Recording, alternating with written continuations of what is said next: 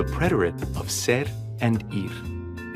The verbs ser and ir are irregular in the preterite, which means that they don't follow the same pattern of conjugation as regular er and ir verbs.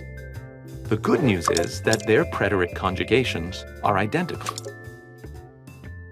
Let's take a closer look at how to conjugate ser and ir in the preterite.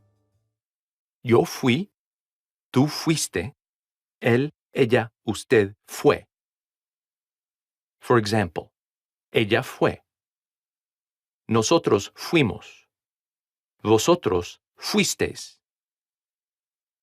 Ellos, ellas, ustedes fueron. For example, ellos fueron.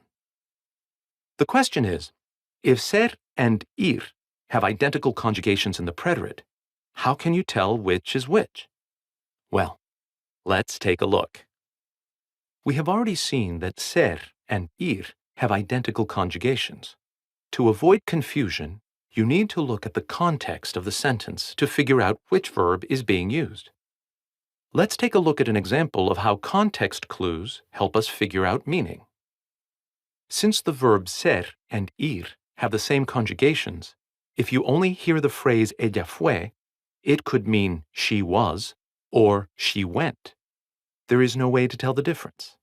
But if you have other context clues, like in the sentence ayer ella fue al partido, you know that fue is a conjugation of the verb ir.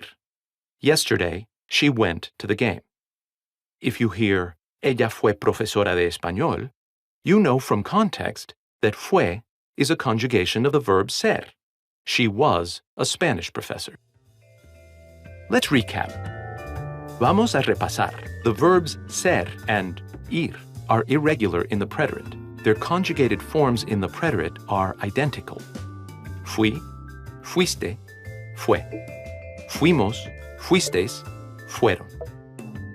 Context clues help you determine which verb is being used.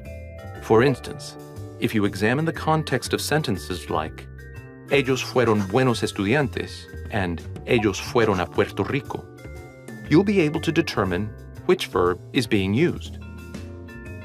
So, that is the preterite of ser and ir. Suerte y sigue estudiando.